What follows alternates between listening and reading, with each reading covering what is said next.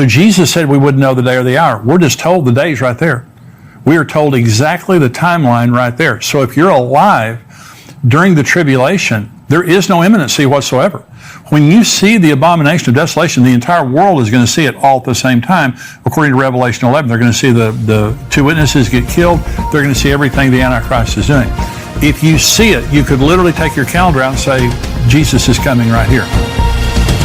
Welcome to the Tipping Point Show. I'm Jimmy Evans. On today's program, I'm talking about two raptures. Are there two raptures? There's a lot of confusion about, is the rapture before the tribulation? Is it after the tribulation? Are there two raptures? I'll be talking about that.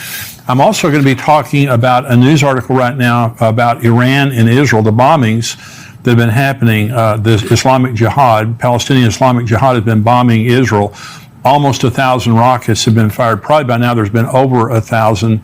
This is a great escalation now in the battle, really the war between Israel and Iran's proxies. I'm going to be talking about my opinion about what's going to be happening. That's the subscriber portion. The teaching is going out to everyone, including YouTube, but the subscriber portion of the program today, I'm talking about that. I'm also answering questions from our subscribers. These are some of the questions I'll be answering. The first is, why do some people get to make mistakes all their lives, be the worst person for decades, and then find their way to Christ? And some people die when they're still young and dumb and haven't really had a chance to figure that out. Does God already know their future, that they would never turn around, and so he lets them pass away early into damnation? Here's another question. What happens if you're pregnant during the rapture? Another question. Why does God bind Satan for 1,000 years instead of just throwing him into the lake of fire with the false prophet and the Antichrist? Those are good questions. I'll be answering those questions today. Again, this is the subscriber portion. When I talk about the news articles, when I answer questions from subscribers. If you're watching on YouTube, I want you to become a subscriber for $7 a month, $77 a year. You don't just get the full program here. You get Dr. Mark Hitchcock's podcast tomorrow. Wonderful podcast, Marking the Times. All of our articles, Q&A that goes on all week long in the news articles and things like that. So I want you to become a subscriber of endtimes.com. So the question today, this is actually a question from Becky, and I read her question, and what I wanted to do was just to unpack this fully and not answer it quickly. But here's Becky's question. Is Matthew 24 written in chronological order of events? The tribulation is mentioned prior to the verses that speak to the rapture. Reading it chronologically, it would make a good argument for a post-tribulation rapture. And Becky, I'm so glad that you asked that question, because this is something I needed to patiently talk about for a long time, and that's why I'm so glad you asked that question so I can talk about this today. A lot of people get very confused related to Matthew 24. Matthew 24 should help people, but really it confuses people. It confused me too for years, because it does talk very specifically about a post-tribulation rapture, a very graphic description of a post-tribulation rapture. Okay, so Becky's question begins with, is Matthew 24 written in chronological order? The first part of it is, the second part of it is not. Okay, so let me answer it this way. So let's go to the first part of Matthew chapter 24, and Jesus is being asked, what's going to happen at the end times? And he answers chronologically, okay, to a certain point. This is Matthew 24. Jesus went out and departed from the temple, and his disciples came to him to show him the buildings of the temple. And Jesus said, do you not see all these things? Assuredly I say, yet not one stone will be left here upon another that shall not be thrown down. Now as he sat on the Mount of Olives, the disciples came to him privately, saying, tell us, when will these things be, and what will be the sign of your coming and of the end of the age? And Jesus answered and said to them, take heed that no one deceives you, for many will come in my name, saying, I am the Christ, and will deceive many. And you will hear wars and rumors of wars. See that you are not troubled, for all these things must come to pass, but the end is not yet. For nation will rise against nation, kingdom against kingdom, and there will be famines, pestilences, and earthquakes in various places. All these are the beginning of sorrow. So let's stop right here. So Jesus, these are the birth pangs. This is where we are right now. By the way, we're seeing many of these things happening right now, and the pieces of rebuilding the temple are in place. So if you want to see firsthand the places being discussed in these verses, many other key end times locations, plan to join Pastor Ed Young and myself this December for our tour of Israel. We're going to have a great time. Pastor Ed Young and myself, we're taking a very large group. There's still room for you. And by the way, we have 5-star groups that are staying in the best places. We have economy groups. There's different price ranges that you can pick when you go. So if you want to stay in the best hotels and have all the best accommodations, we have places for you. If you want to go more of an economy route, we have that also. Again, go on endtimes.com and sign up to go to the Israel trip coming up this November. And so what is happening right now is the fulfillment of the first part of Matthew 24. Wars and rumors of wars, nation against nation, kingdom against kingdom. You can check that box. It's happening all over the world right now, but also famines and earthquakes and all those kinds of things like that, and pestilences. These things are happening right now. So we're in the birth pains. And I've said this before, when a woman's having a baby, the birth pains start kind of mild. I'm saying mild. I don't think a woman would say that. Kind of mild. And then they get very intense and very close together. We're seeing intense birth pains right now, extremely intense. And so I believe a birth is about to happen, and that birth is the kingdom of God and the rapture and things like that. But Jesus is now, in chronological order, just going through the signs of the time. He said, the end is not yet. These are the beginning of birth pains. This is verse 9 now. He's going to continue to go in chronological order. Then they will deliver you up to tribulation and kill you. Now we're into the tribulation. And you'll be hated by all nations for my name's sake, and then many will be offended. Will betray one another and will hate one another. Then many false prophets will rise up and deceive many. And because lawlessness will abound, the love of many will grow cold. But he who endures to the end shall be saved. And this gospel of the kingdom shall be preached in all the world as a witness to all the nations, and then the end will come. Therefore, when you see the abomination of desolation spoken of by Daniel the prophet standing in the holy place, whoever reads, let him understand. Then let those who are in Judea flee to the mountains. Let him who is on the housetop not go down to take anything out of his house. And let him who is in the field not go back to get his clothes. But woe to those who are pregnant and to those who are nursing babies in those days. And pray that your flight may not be in winter or on the Sabbath.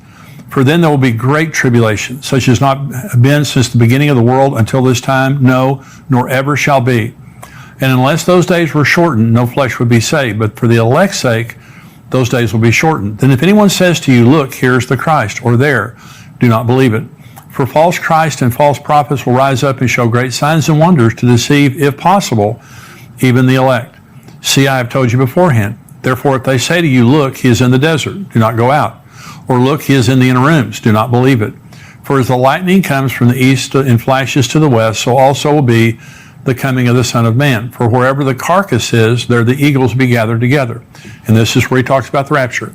Immediately after the tribulation of those days, the sun will be darkened, the moon will not give its light, the stars will fall from heaven, and the powers of the heaven will be shaken. Then the sign of the Son of Man will appear in heaven. Then all the tribes of the earth will mourn, and they will see the Son of Man coming on the clouds of heaven with power and great glory. And he will send his angels with a great sound of a trumpet, and they will gather together his elect from the four winds, from one end of heaven to the other. Okay, so let's stop right here. Now, this is all chronological, and he goes right to the end of the tribulation. And Jesus says, graphically, immediately after the tribulation of those days. And he says the sun will be darkened, the moon will not give its light, the stars of the heaven will not shine, and the powers of the heavens will be shaken.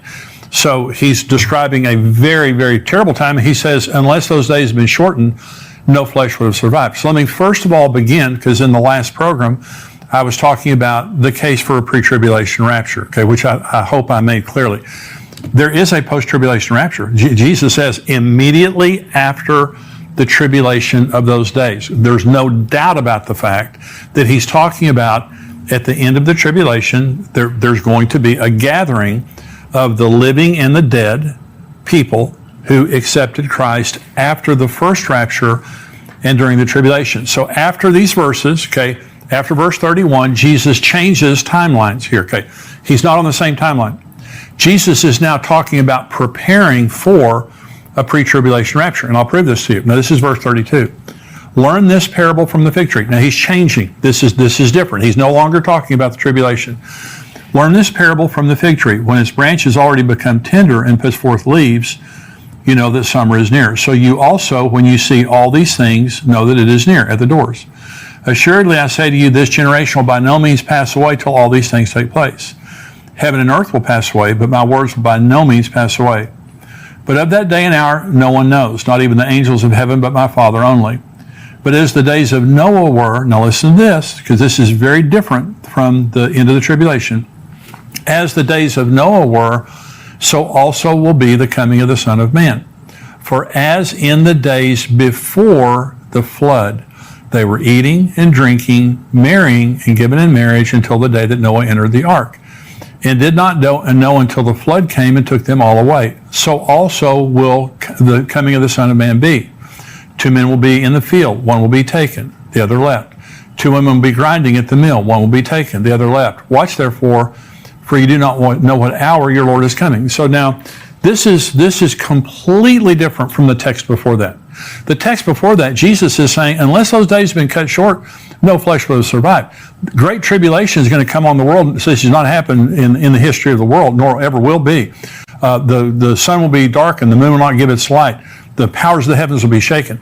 Jesus graphically describes in the first part of Matthew 24 the worst time in the history of the world. Then he starts talking about, look at the signs of the times and be ready when I come, because my coming will be like in the days of Noah. They were buying, selling, marrying, giving in marriage. Business as usual. There is no business as usual at the end of the tribulation. Okay, there's a stark contrast. Listen to this verse. This is where Jesus talked about the tribulation. Immediately after the tribulation of those days, the sun will be darkened, the moon will not give its light, the stars will fall from heaven, and the powers of the heaven will shake it. Listen to these words now.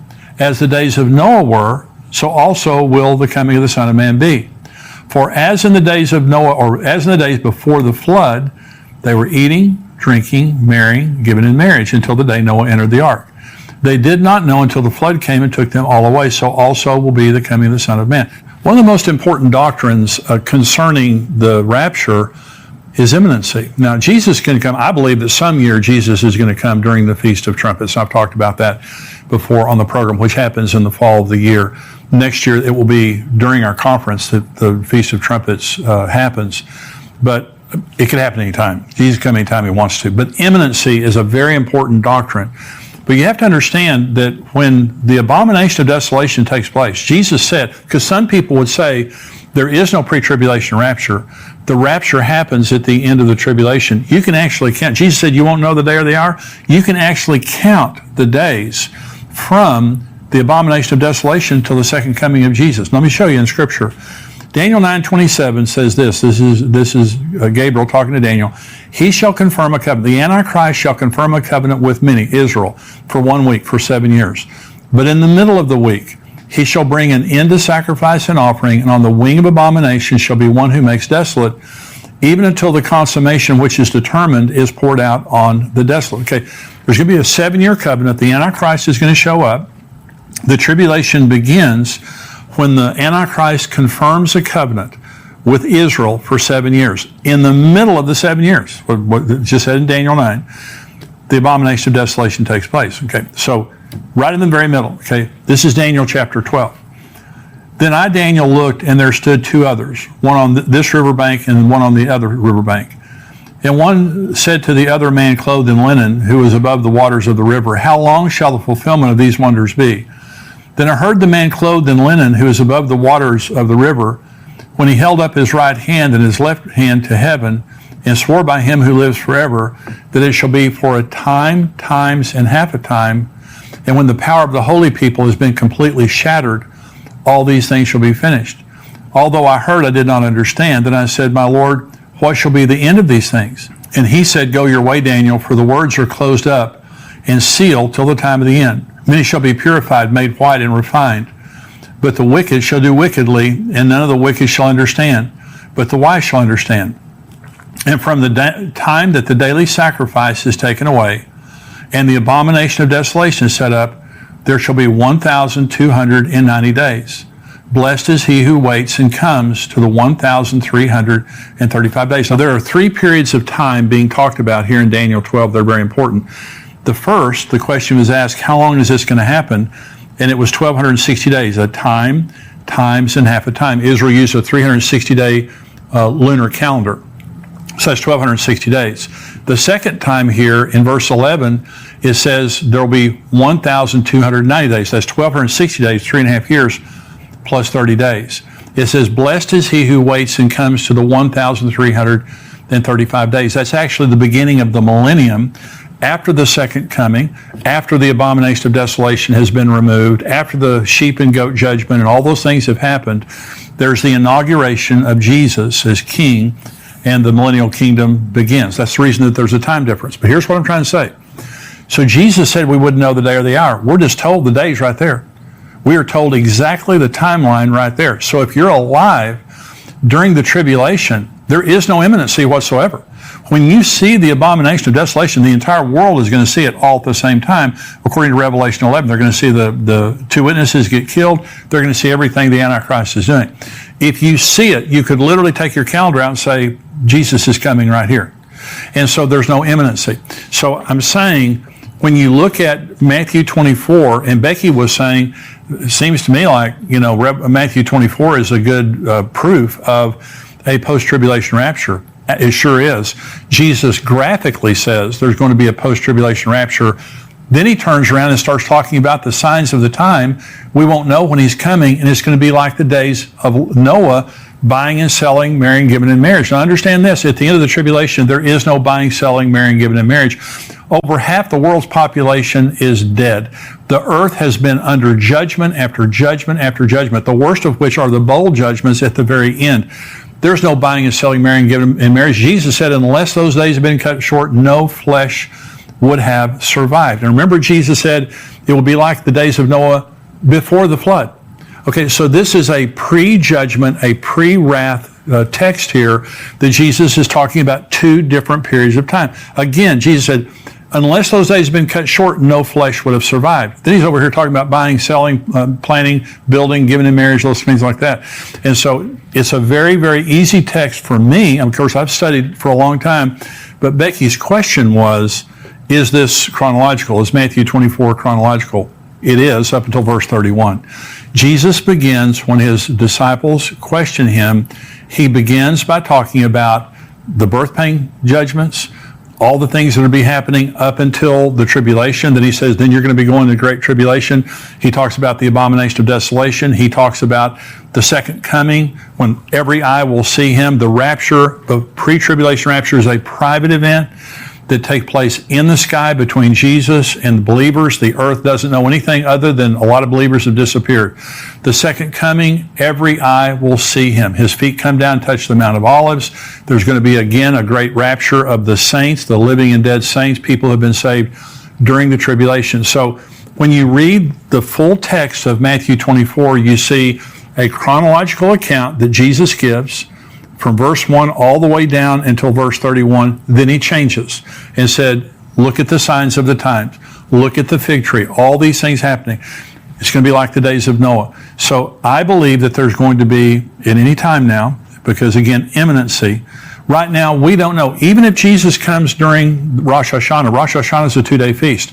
You still don't know the day or the hour. Even if you knew. And by the way, Rosh Hashanah is known as the day that no one knows by the Jews. That's one of the ways that they talk about the Feast of Trumpets. And so I believe some year Jesus is going to come during the Feast of Trumpets, but he could come anytime he wants to. Okay, I could be wrong about that.